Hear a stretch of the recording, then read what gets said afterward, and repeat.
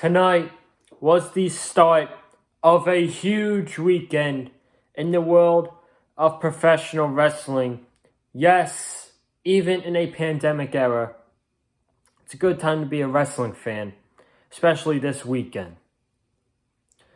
But we started off the weekend with SmackDown on Fox. Tonight, the debut of the ThunderDome in the Amway Center in Orlando, Florida. We had the ThunderDome debut tonight on SmackDown. We also had a match for the Intercontinental Championship.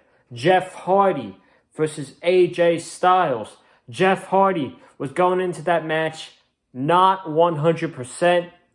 AJ Styles was going into that match 100%, but yet Jeff Hardy still became the new Intercontinental Champion. Now, I love Jeff Hardy, but I will get to it as why I thought it was not a good decision to take the Intercontinental Championship off of AJ Styles just yet.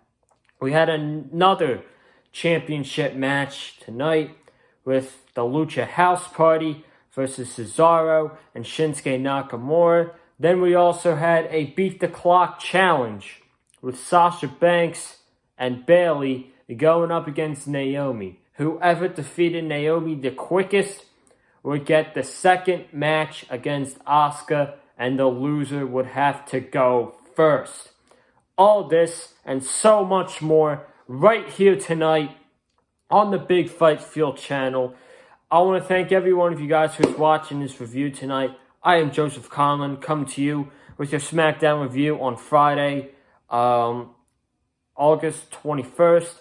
And like I said in the intro, it is a start to a huge weekend in the world of professional wrestling. We got SmackDown tonight to start off the weekend. Then we got AEW and NXT TakeOver tomorrow, which is going to be awesome. And then Sunday, we round it off with SummerSlam. We got a lot to talk about tonight in this SmackDown review. We got the ThunderDome. Yes, we got the ThunderDome debuting tonight. And I'll give my reaction to the ThunderDome once I'm done talking about this entire SmackDown. But man, we got a lot to go to. We are probably going to go over 35 minutes here. So I want to get right to it. You guys know what to do. If you guys haven't checked out my latest videos, I need you to check out my Monday Night Raw review, my NXT review with Gamers Goon, my NXT TakeOver 30 preview and predictions, and I need you to check out my SummerSlam preview and predictions also. That's with Kevin Cabaza. Shout out to him for being a great guest on the channel early this morning that was uploaded and is still up on the channel. And this is actually the second video here today on the Big Fight Field channel. But like I said, I don't want to waste any more time. We had the Thunder going off to start SmackDown. Huge pyro on the top of the stage with the SmackDown theme song, Are You Ready for a Good Time by AC/DC.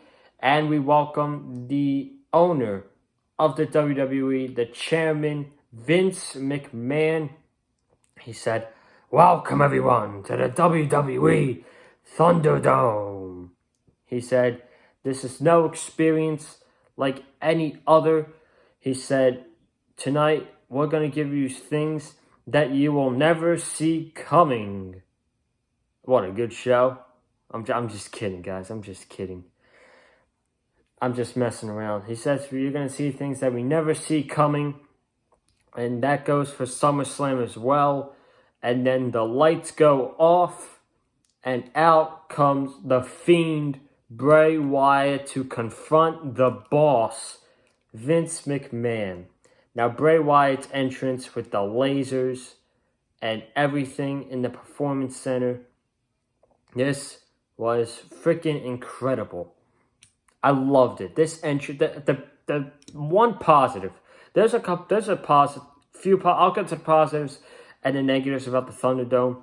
The main positive about the ThunderDome is the goddamn entrances. I enjoyed all the entrances. I missed the pyro. I really did.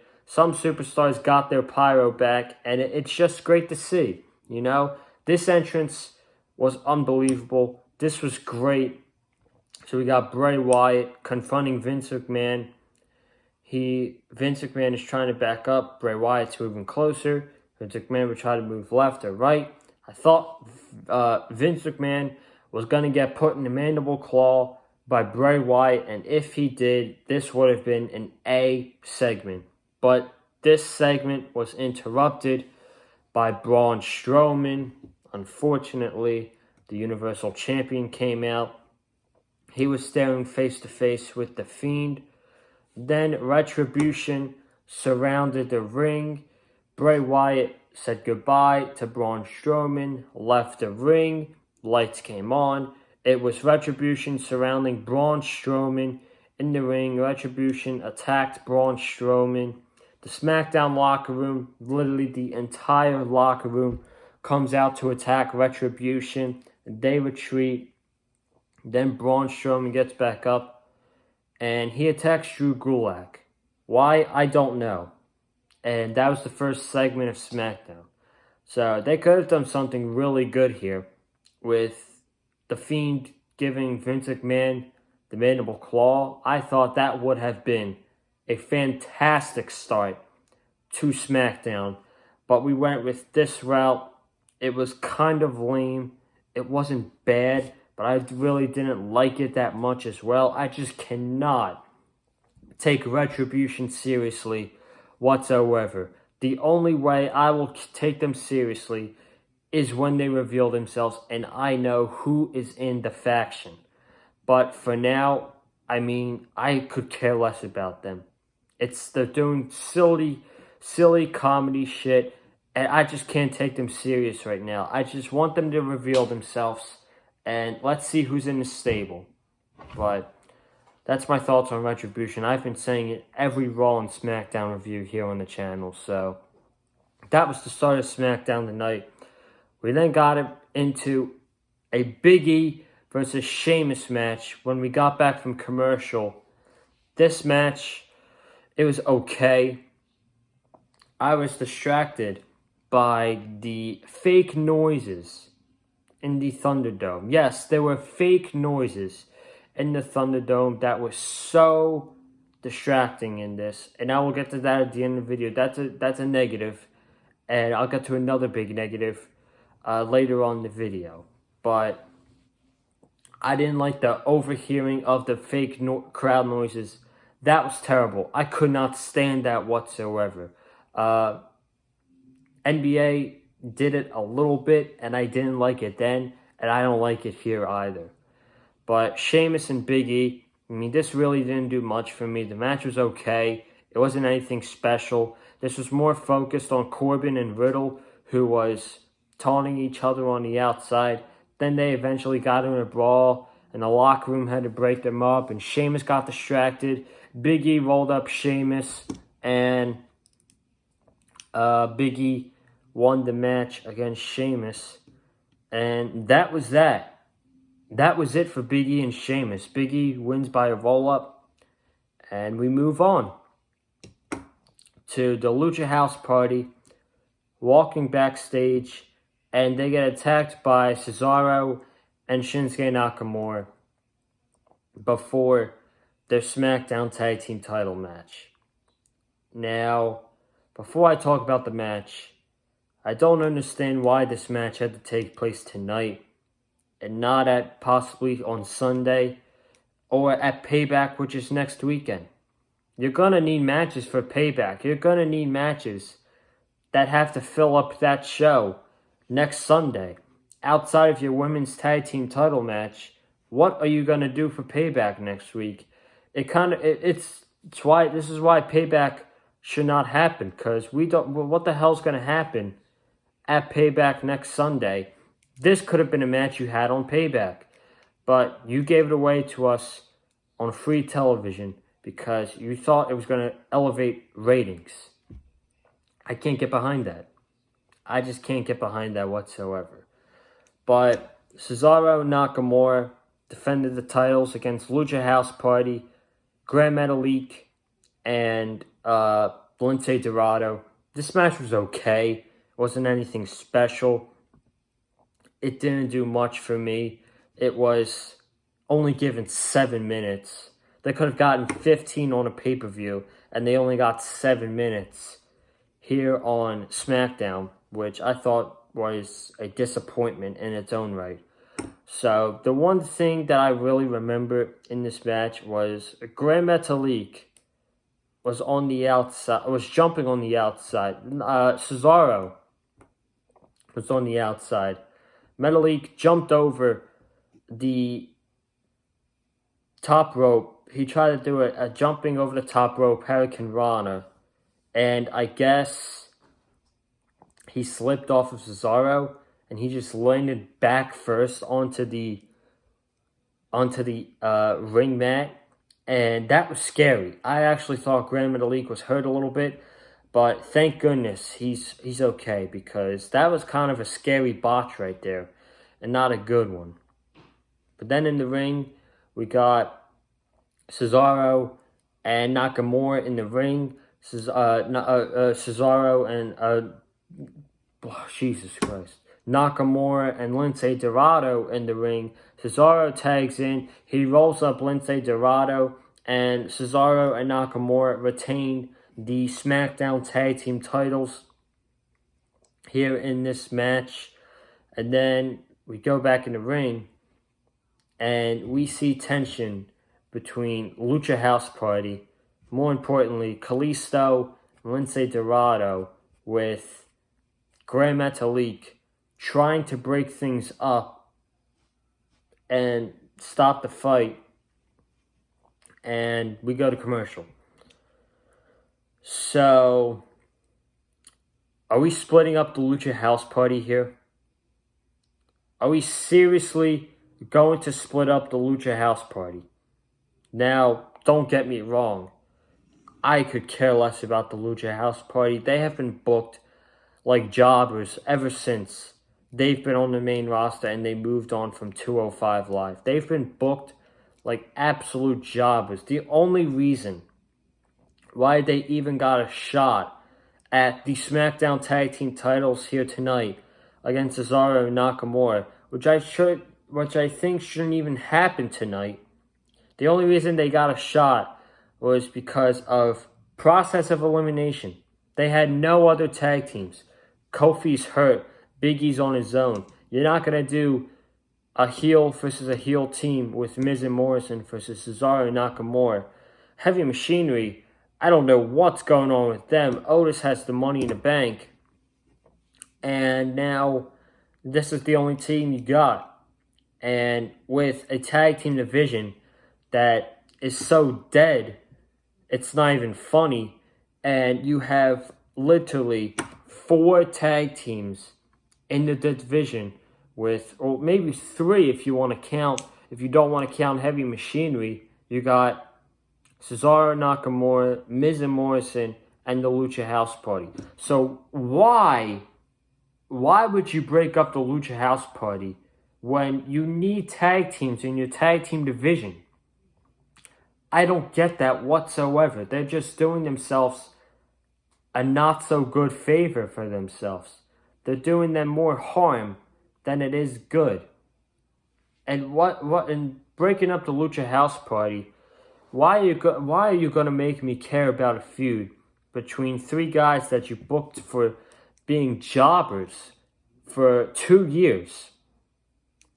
You're not going to make me care about a feud between all 3 members of the Lucha House Party. I'm sorry. You're not. You're just not. They're jobbers. I hate saying that, but it's true.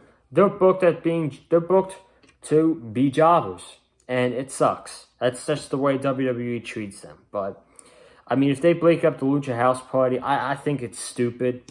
They don't have much tag teams, so breaking up the Lucha House Party would not be a good decision in my opinion.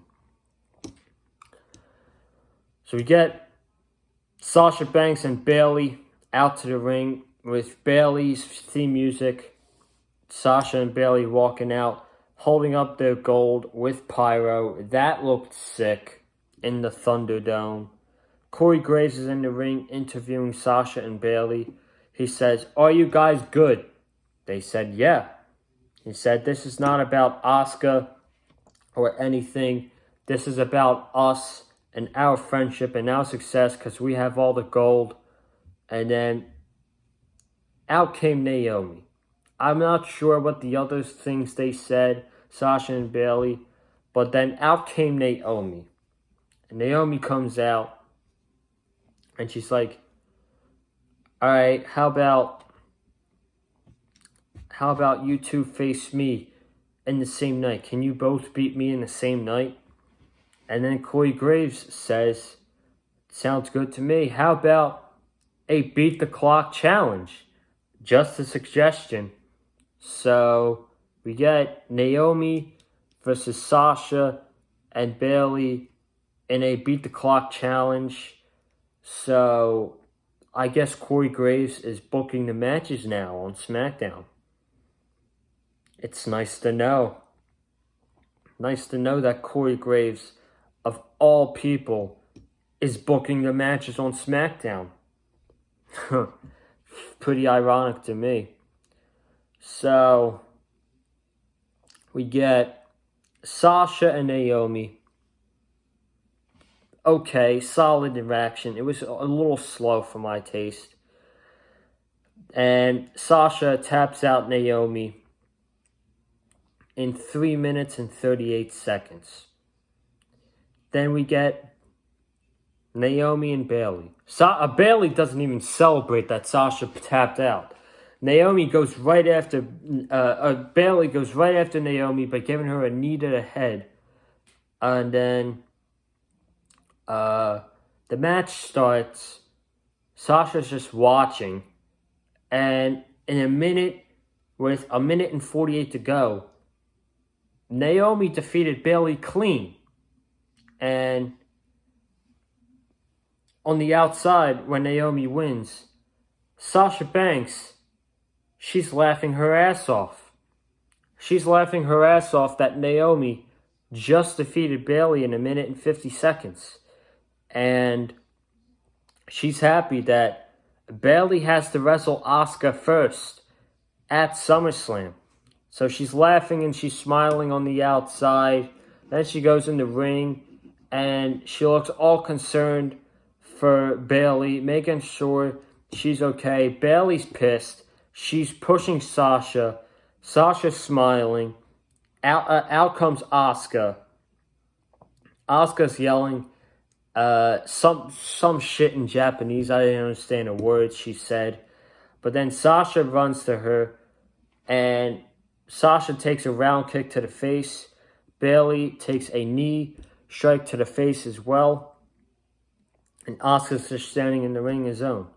So Sasha, she's all happy and all. She's happy that Bayley has to go up against Asuka first. But at the end of the day, this will come back to a bite her in the ass. Because now that Bayley is facing Asuka first, we all know Asuka's not going to beat Bayley. Bayley's going to retain her SmackDown Women's Championship. She's probably going to cheat to win. Then it's going to be Sasha and Asuka. And Bayley's going to try to help Sasha. And it's going to backfire on them. And Sasha is going to lose her Raw Women's Championship because Bayley costed her the match. It's just the way things are going to play out. So, the booking of this, I mean, Naomi was in there. I don't know. She pinned Bayley. So, I could see her getting a match at the SmackDown Women's Championship in the future. Wouldn't surprise me. But, yeah, it just all falls in the way we all expected it to be. Bayley gets the first match. She wins. Sasha gets the second match against a weaker Asuka. She loses. So then we get Sonya Deville coming out, who's wearing a nice suit, may I say. Earlier, she was approached by Dana Brooke, and Sonya, she says, Dana Brooke says, "I'm sorry about everything that has happened this week." And Sonya Deville says, "It's nothing I can handle." She slaps Dana Brooke in the face and she says, "Disrespectful." Clearly, they are bringing up the thing that happened with Sonya Deville with her, I guess, murderer, the creepy fan. If he's not even a fan, the guy who tried to literally kidnap her at her own damn house. So that's the situation they're talking about. Sonya comes out. She says, cut the music, cut the music. I've been thinking to myself, Mandy, I heard what you had to say earlier. Now you made a challenge and you're trying to weasel your way out of it so you don't get a match with me. At the end of the day, no matter what happens, we're gonna get in the ring together. We're gonna have a match at SummerSlam, and it's gonna be Mandy Rose versus Sonya Deville. But even if you have hair or not, even if you have hair or you're bald, I'm still gonna be sick of looking at you. So how about we higher the stakes? No disqualification. Loser leaves WWE. And they are clearly doing this because Sonya has been going through so much lately with the guy who tried to kidnap her in her house, the court meetings she's had to go to, and the judge meetings.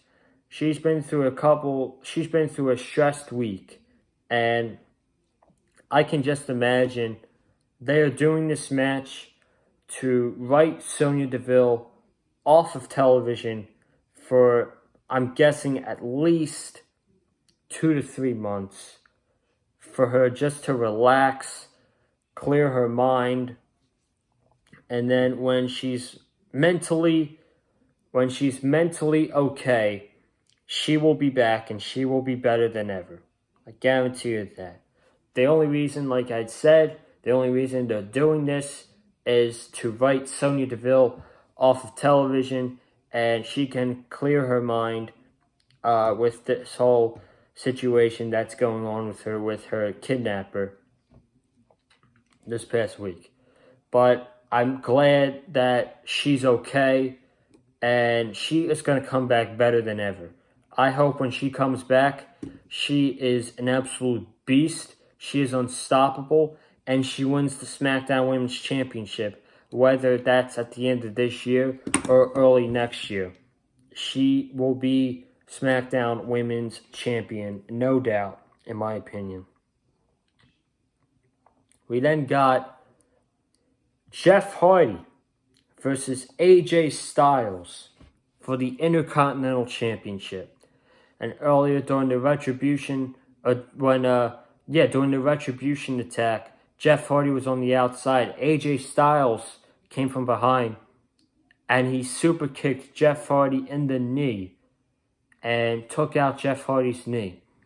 So the doctor checked Hardy's knee. He put a knee brace inside of there, and Hardy was basically wrestling this match on one knee. So AJ Styles comes out. He makes his entrance, and you hear loud, fake, obnoxious, ridiculous boos from the fake, piped-in crowd audience. I might as well talk about the ThunderDome now, since I just brung this up. There's a couple positives into it, and there's a couple negatives into it. I'm going to talk about the positives first, because I don't want to be Mr. Negativity here. The positives I like is, A, the atmosphere looks great in there. The setup is phenomenal. I love that the pyro is back, and the entrances are amazing. AJ Styles has his pyro back. Jeff Hardy has his pyro back. Bayley even has pyro. So good for her for getting the pyro. And just seeing the full-fledged entrances back, it feels great. It really does. And I couldn't be any happier for the wrestlers, who actually looked pumped up as well. But the negatives, man. The ridiculous amount of small screen people that are on the big LED boards. And I was actually hearing rumors from different people that were in the ThunderDome tonight. I knew a couple people that were in the ThunderDome tonight. They told me that people were getting kicked out of the ThunderDome because they were having a snack or they were having a drink. Like, I don't even know what to say after hearing these people say that. I'm like speechless. I'm like, bro, are you serious? Are you serious? They got thrown out of the ThunderDome because they're having a drink or they're having a snack? Why the hell can't they have a freaking snack? That's ridiculous. It goes back to WWE micromanaging the fans. And it's not fun. It's not fun whatsoever. That's just ridiculous, man. That is absolutely ridiculous. So I wanted to bring that up. And then this just irritates the shit out of me. This really did. The obnoxious and ridiculous boos during AJ Styles' theme music was mind-boggling. Never, ever, ever would a live audience boo AJ Styles like that. That would never happen. So what you're telling me is that I'm supposed to believe that all these virtual fans watching this show hate AJ Styles' guts. They hate his guts to the fact that they were booing him throughout his entire entrance and when he gets his pyro going off. I mean, come on, WWE. Come on, man. We're not that stupid. We know your games. We're not stupid, man. That's ridiculous. That's obviously super ridiculous. And I have no words for that. God damn, man. I could not. Oh my, that irritated the shit out of me. I don't know why, but it just did. You're never gonna boo you're never gonna boo AJ freaking Styles in a live audience like that. That's just never gonna happen. Never happens. But let's talk about the match. AJ Styles defending the Intercontinental Championship against Jeff Hardy. Now this match was good. I'll give it that. This match was very good. They told a good story with Jeff Hardy's knee injury from earlier in the night. They told a good story in this match. But what happened was Jeff Hardy went up for Whisper in the ring and he slipped and he fell on the man. AJ went for phenomenal forearm. Jeff Hardy punched AJ in the gut. Hardy is on the outside. AJ goes to the ring ropes to get Jeff Hardy. Jeff Hardy kicks AJ Styles. He kind of knees him in the face with his knee brace on. So his knee brace, clunk, hits AJ right in the face. So he hits AJ with a twist of fate. And then he goes to the top rope for a swanton bomb. And Jeff Hardy is the new Intercontinental Champion. Now, clearly, I love Jeff Hardy. I've always loved Jeff Hardy. I'm happy that Jeff Hardy is the Intercontinental. I'm happy for Jeff Hardy. I'm going to say that. But they did this for two reasons and two reasons only. Number one, They did this to make an attempt to keep Jeff Hardy happy, so when his contract is up, he doesn't say, no, Vince, I'm not going to resign. I'm going to go be a free agent. And basically telling Vince he's going to AEW with his brother, Matt. So they want to keep him happy, number one. And number two, they thought they did this for a cheap ratings pop. They did it for a cheap rating. And, I mean, I really can't get behind those reasons whatsoever. I mean, AJ should not have lost the Intercontinental title tonight, in my opinion. It was way too early for AJ to lose that Intercontinental Championship. He was only champion for 2 months, man. 2 months for AJ Styles as the Intercontinental Champion. In my opinion, he could have done so much with that belt, but they wasted it tonight. They wasted it doing the title change on a SmackDown, on a random episode of SmackDown, which, may I remind you, is 2 nights before SummerSlam.